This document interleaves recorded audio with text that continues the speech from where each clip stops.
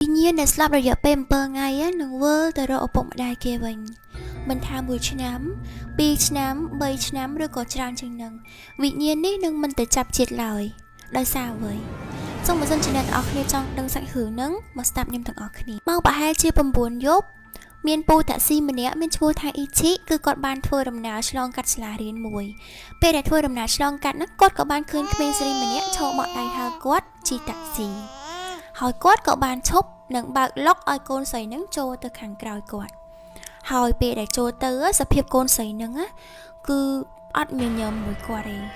សក់របៀបថាបាំងមុខមកចាហៀងទៅបេមាត់ស្លេកស្លាំងមុខចេញមកគឺដូចមនុស្សឈឺចឹងអ្នកទាំងអស់គ្នាប៉ុន្តែពូហ្នឹងគាត់ក៏អត់បានចាប់អារម្មណ៍ដែរដោយសារតែគាត់សួរទៅណាអញ្ចឹងកូននឹងប្រាប់ថាទៅផ្ទះនៅម្ដុំនេះអីអញ្ចឹងណាហើយពូហ្នឹងក៏ដឹកកូននឹងធម្មតាក៏ប៉ុន្តែពេលដែលគាត់ដឹកកូននឹងតាមផ្លូវគាត់មានសភាពថាជុំកូននឹងមិនចឹងអត់កំរើចឹងរបៀបថាអង្គុយស្ងៀមអត់ធ្វើកាយវិការរបៀបថាអត់ចុចទូរស័ព្ទអត់និយាយមួយគាត់ឬក៏កូននឹងគាត់ខ្លាចគាត់ដែលគាត់ជាមនុស្សចាស់ផងអញ្ចឹងដឹកទៅផ្ទះអញ្ចឹងគាត់ថាកូននឹងអៀនអញ្ចឹងណាគាត់ក៏អត់ខ្វល់ដែរក៏ប៉ុន្តែជីបានដល់ពាក់កណ្ដាលផ្លូវគាត់មានអារម្មណ៍ថាជុំឡានគាត់ថ្ងៃហ្នឹងត្រជាក់ម៉េះប៉ុន្តែគាត់អត់បានបើកម៉ាស៊ីនត្រជាក់ទេមានអារម្មណ៍ថាឡានគាត់របៀបត្រជាក់ភាយមកវឹបអ្នកទាំងអស់គ្នាដូចអ្នកទាំងអស់គ្នាទៅព្រៃភ្នំអញ្ចឹងណាមានអារម្មណ៍អញ្ចឹងហើយពូហ្នឹងក៏គាត់គិតថាអូយប្រហែលជាថ្ងៃហ្នឹងមេចុះត្រជាក់អង្សាខ្លាំងដោយសារតែនៅប្រទេសជប៉ុនណាអ្នកទាំងអស់គ្នាអញ្ចឹងពូហ្នឹងក៏គាត់ចាប់អារម្មណ៍ទៅហើយពេលដែលគាត់បើកឡានហ្នឹងគាត់ឃើញបរិយាកាសហ្នឹងស្ងាត់ពេកគាត់ក៏បានចុចដៃហ្នឹងទៅបើកវិទ្យុក៏ប៉ុន្តែវិទ្យុគាត់ថ្ងៃហ្នឹងគឺបើកអត់ចេញទេបើទៅលឺសលេងរបៀបថាដាច់បោះអង្តែលឺសូតែអញ្ចឹងរហូតណា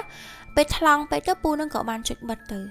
ស្រាប់តែម៉ាស្ទូអារម្មណ៍របៀបថាត្រជាក់មកភីមកទៀតឯងមកភីហើយពេលគាត់បើកឡានយើងដឹងយើងមើលឆ្វេងស្ដាំយើងមើលកញ្ចក់ក្រោយអញ្ចឹងណាស្រាប់តែគាត់មើលកញ្ចក់ក្រោយទៅឃើញក្មេងស្រីហ្នឹងអង្គុយឆ្ងក់មុខចេះលឿនឆ្ងក់មុខចេញមកដូចមនុស្សឈឺមនុស្សអីអញ្ចឹងណាអត់កំរើសោះហ្មងគាត់លួចមើលបាននាទីម្ដងគាត់ចង់ដឹងថាកូនហ្នឹងអត់មានធ្វើអីអញ្ចឹងកើតអីឬក៏ឈឺអញ្ចឹងណាហើយ3នាទីក្រោយគាត់ក៏បានជូនកូនហ្នឹងមកដល់ផ្ទះពេលដែលដល់ផ្ទះអញ្ចឹងហៅតែគាត់និយាយអីអត់តន់ទេកូនស្រីហ្នឹងលេងងាកមកមុខចិត្តគាត់កន្លែងបើកអញ្ចឹងហ្មងងាកអញ្ចឹងហើយប្រាប់ថាពូចាំបន្តិចចាំខ្ញុំចូលផ្ទះយកលុយឲ្យពូលេងនិយាយអញ្ចឹងទៅពូនឹងគាត់ថាអូអានឹងអត់អីឯងក្មួយចាំពូចាំនៅនឹងអញ្ចឹងណា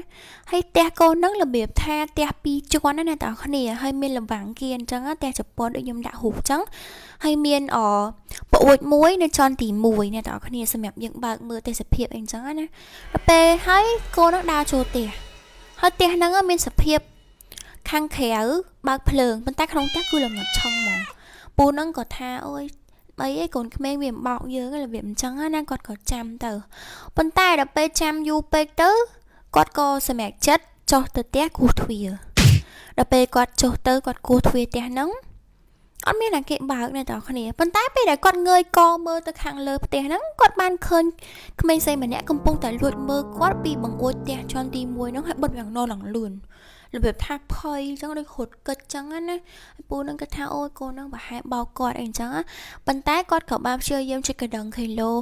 ម៉ាក់ប៉ាអីគេនៅផ្ទះអញ្ចឹងគីឡូគេឲ្យលុយគាត់អញ្ចឹងព្រោះគាត់ជូនយប់ដែរគាត់អស់សាំងអស់ល្ងុយអីអញ្ចឹងទៅដល់ពេលហើយមកស្ទុះក្រោយក៏មានមនុស្សចាស់ម្នាក់ប្រហែលជាម្ដាយរបស់កូនស្រីហ្នឹងដល់ពេលហើយគាត់ចេញមកគាត់សួរថាអូលោកពូតើលោកពូមានការអីមែនមិនមកផ្ទះខ្ញុំអីអញ្ចឹងណាយើងនិយាយគ្នាស្វាគមន៍អីដែរដល់ពេលហើយលោកពូថាខ្ញុំមិញហ្នឹងខ្ញុំជិះតាមកាត់សាលារៀនខាងនោះទៅខ្ញុំបានដឹកក្មេងស្រីម្នាក់មកហើយសភាពរៀងខ្ពស់ហើយស្បែកសស្លេកស្លាំងអីអញ្ចឹងណាប្រាប់ម្ដាយតាមហ្នឹងទៅគាត់លឺហើយគឺគាត់ដកដង្ហើមធំហ្មងអ្នកទាំងគ្នា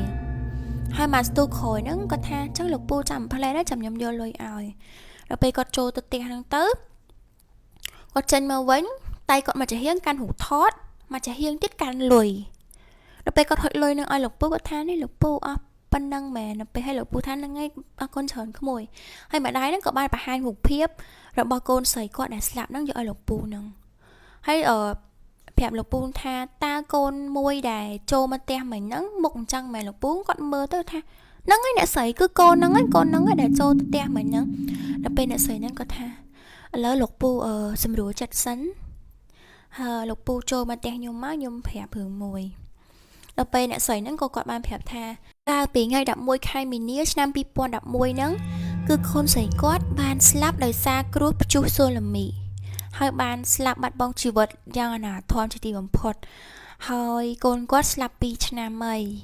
ហើយលោកពូនឹងថាអូយអ្នកស្រី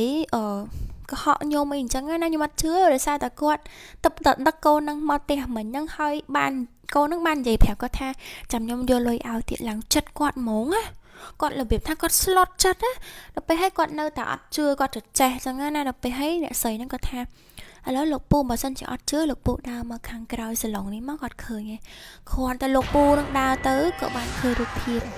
សូមរូបថតមួយមានរូបកូនស្រីហ្នឹងហើយមានកំពង់ជើងធូបនៅក្បែររូបថតហ្នឹងទៀតអូ my god អ្នកទាំងអស់គ្នាគាត់តែពូនឹងឃើញហើយគាត់សឹងតែលេចនោមណាអ្នកទាំងអស់គ្នាដឹងហើយថាវិញ្ញាណដែលលោកយើងស្រស់អត់ធ្វើបាបយើងតែគ្រាន់ថាឲ្យយើងឃើញស្រស់ពេកក៏មានអារម្មណ៍រន្ធត់មែនតើបន្ទាប់មកម្ដាយដែលជាកូនស្រីដែលស្លាប់ហ្នឹងបាននិយាយទៀតថាកូនស្រីខ្ញុំគឺគាត់ស្លាប់2ឆ្នាំហើយប៉ុន្តែវិញ្ញាណគាត់គឺនៅតែវិលវល់មករកផ្ទះជារៀងរាល់មួយឆ្នាំម្ដងដូចជាមួយឆ្នាំមុនគាត់ក៏បានឲ្យអ្នកតាក់ស៊ីដឹកគាត់មកផ្ទះអញ្ចឹងដែរអញ្ចឹងវាមិនមែនជាលើកទី1ទេដែលកូនស្រីខ្ញុំបានលងបន្លាចគេហើយគាត់ក៏បានសុំទោសពូតាក់ស៊ីដែរគាត់ថាគាត់មិនអាចគ្រប់គ្រងកូនស្រីគាត់បានអញ្ចឹងណាគាត់ព្យាយាមអុជធូបសំពះព្រះថាឲ្យកូនខ្ញុំទៅចាប់ជាតិទៅប៉ុន្តែកូនគាត់នៅតែអត់ចាប់ជាតិនៅតែចង់មកផ្ទះចង់គេបន្ទប់គាត់ជាន់ទី1ហ្នឹង